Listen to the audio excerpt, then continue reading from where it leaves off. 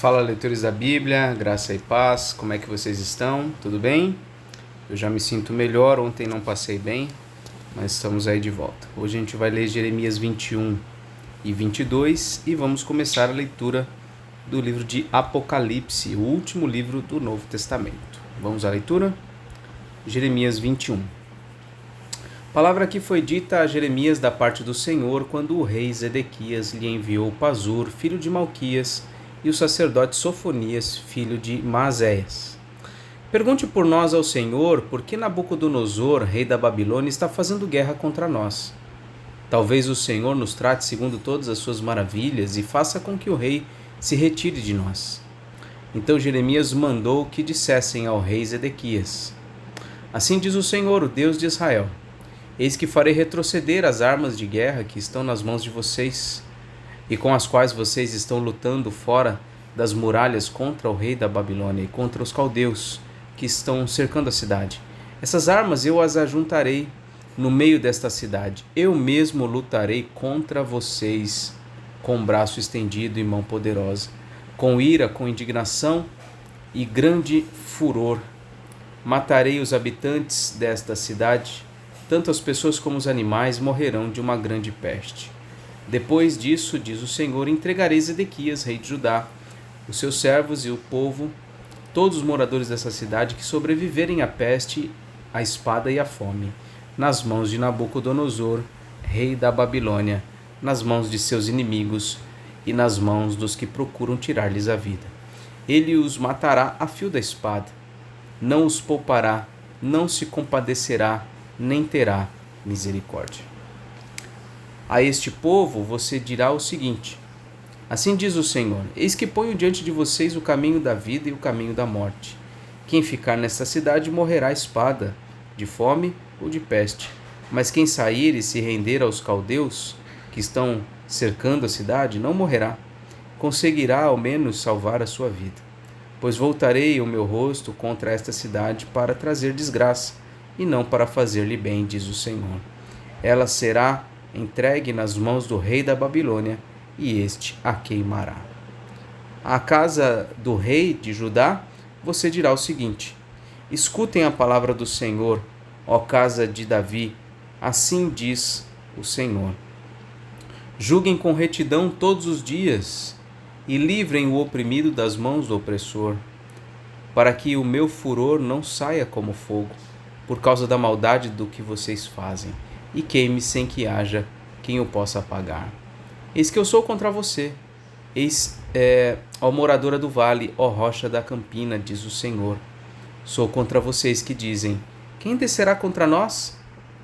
Ou quem entrará nas nossas moradas? Eu os castigarei segundo o fruto das ações de vocês, diz o Senhor. Acenderei fogo em seu bosque, o qual queimará todos os seus arredores. Então, nesse capítulo 21, Jeremias é questionado, na verdade, é feito um pedido para que ele pergunte ao Senhor a respeito de Nabucodonosor, rei da Babilônia, que estava se aproximando, e Deus responde para eles que ele mesmo se encarregaria de destruir Jerusalém. Capítulo 22. Assim diz o Senhor: Desça ao palácio do rei de Judá e anuncie ali esta palavra. Ouça a palavra do Senhor, ó rei de Judá, você que se assenta no trono de Davi, que ouçam também os seus servos e o seu povo que entra por estas portas. Assim diz o Senhor: Pratiquem o direito e a justiça e livrem o oprimido das mãos do opressor. Não oprimam nem maltratem o estrangeiro, nem o órfão, nem a viúva. Não derramem sangue inocente neste lugar. Porque se vocês de fato cumprirem esta palavra, então pelas portas deste palácio entrarão os reis que se assentarão no trono de Davi, em carros e montados em cavalos, eles, os seus servos e o seu povo. Mas se não ouvirem essas palavras, juro por mim mesmo, diz o Senhor, que este palácio se tornará uma ruína, porque assim diz o Senhor a respeito do palácio do rei de Judá. Para mim, você é como Gileade e o pico dos montes do Líbano, mas certamente farei de você um deserto e cidades desabitadas. Designarei contra você destruidores, cada um com as suas armas. Eles cortarão os seus melhores cedros e os lançarão no fogo. Muitas nações passarão por esta cidade e dirão uns aos outros: por que o Senhor fez uma coisa dessas com essa grande cidade? Então se responderá: porque abandonaram a aliança do Senhor seu Deus e adoraram outros deuses e os serviram. Profecia a respeito de Salum, rei de Judá. Não chorem pelo rei morto, nem lamentem a sua perda. Chorem amargamente porque aquele que foi para o exílio, porque nunca mais voltará, nem verá a terra onde nasceu. Porque assim diz o Senhor a respeito de Salum, filho de Josias, filho de Judá, rei de Judá, que reinou em lugar de Josias seu pai, que foi levado deste lugar. Nunca mais voltará para cá, porque morrerá no lugar para onde o levaram cativo, e nunca mais verá esta terra. Profecia contra Jeoaquim, rei de Judá. Ai daquele que edifica a sua casa com injustiça e os seus aposentos contrariando o direito, que faz o seu próximo trabalhar de graça, sem lhe pagar o salário. Ai daquele que diz: edificarei para mim uma casa bem grande, com aposentos espaçosos. Então ele põe janelas na casa, forra as paredes com cedro e a pinta de vermelho. Você acha que reinará só porque compete com outros no uso de cedro?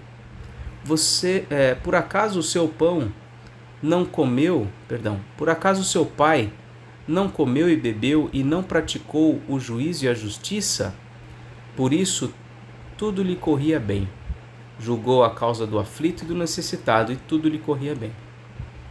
Por acaso não é isso que se chama conhecer-me? Diz o Senhor. Mas os seus olhos e o seu coração estão voltados somente para a ganância, para derramar sangue inocente e para levar a efeito a violência e a extorsão. Portanto, assim diz o Senhor a respeito de Jeoaquim, filho de Josias, rei de Judá. Não lamentarão dizendo: ai, meu irmão, ou ai, minha irmã. Não lamentarão dizendo: ai, Senhor, ou ai, majestade. Como se sepulta um jumento, assim o sepultarão. Será arrastado e lançado para bem longe, para fora dos portões de Jerusalém.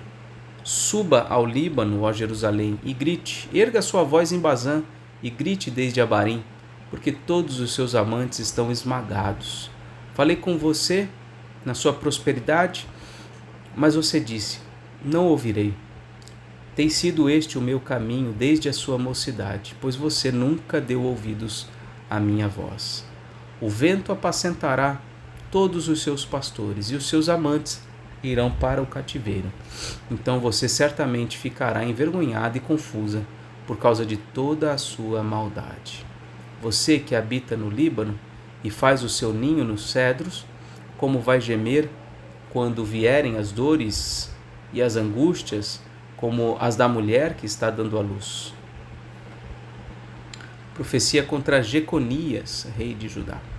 Tão certo como eu vivo, diz o Senhor, ainda que Jeconias, filho de Jeoaquim, rei de Judá, fosse o anel de selar na minha mão direita, eu dali o arrancaria. Vou entregá-lo ao rei nas mãos dos que procuram tirar a sua vida e nas mãos daqueles a quem você teme, a saber, nas mãos de Nabucodonosor, rei da Babilônia, e nas mãos dos caldeus. Lançarei você e sua mãe, que o pôs no mundo, para outra terra em que vocês não nasceram, e ali morrerão. Mas a terra, da qual eles terão saudades, a essa não voltarão. Será que este Jeconias é como um vaso quebrado e desprezado, do qual ninguém se agrada? Por que é que ele e os seus filhos foram lançados fora, jogados numa terra que não conhecem? Ó terra, terra, terra, ouçam a palavra do Senhor. Assim diz o Senhor: registrem que esse homem não teve filhos. É homem que não prosperará nos seus dias, e nenhum dos seus filhos prosperará para se assentar no trono de Davi e ainda reinar em Judá. Então até aqui capítulo 22 de Jeremias. Agora vamos a Apocalipse, capítulo 1. Apocalipse, que é o último livro do Novo Testamento. Ele foi escrito pelo apóstolo João. Provavelmente foi o último livro realmente a ser escrito. João foi um dos últimos a morrer. Ele já era idoso quando teve essa visão. E a gente vai ver aqui que Apocalipse, esse nome, né? Essa palavra Apocalipse, ela na verdade poderia ser revelação, como é nas Bíblias de língua inglesa, né? O nome do livro é Revelação, que de fato é uma revelação. João tem uma visão e essa visão vai se desenrolando, e apenas para antecipar alguma coisa que a gente pode se referir mais adiante também, ao que tudo indica, e eu me alinho com os estudiosos que pensam dessa maneira, João tem aqui 7 visões relativas ao período entre a primeira e a segunda vinda de Jesus. Tá? Cada cena, cada uma dessas visões tem alguma particularidade, tá bom? A divisão delas não é tão simples às vezes de se identificar. Depois eu posso até montar uma pequena estrutura para mostrar aqui para vocês. Mas certamente isso aqui não é algo apenas para o futuro, mas algo que perpassa toda a história, desde a primeira vinda de Jesus até o seu retorno, tá bom? Revelação de Jesus Cristo, a qual Deus lhe deu para mostrar aos seus servos as coisas que em breve devem acontecer, e que ele, enviando o seu anjo, deu a conhecer ao seu servo João, que atestou a palavra de Deus e o testemunho de Jesus Cristo quanto a tudo o que viu. Bem-aventurado aquele que lê, e bem-aventurados aqueles que ouvem as palavras da profecia e guardam as coisas nela escritas, pois o tempo está próximo. João, as 7 igrejas que estão na província da Ásia. Que a graça e a paz estejam com vocês da parte daquele que é, que era e que há de vir, da parte dos 7 espíritos que estão diante do seu trono e da parte de Jesus Cristo, a fiel testemunha, o primogênito dos mortos e o soberano dos reis da terra. Aquele que nos ama e pelo seu sangue nos libertou dos nossos pecados e nos constituiu reino, sacerdotes, para o seu Deus e Pai. A ele a glória e o domínio para todos sempre. Amém.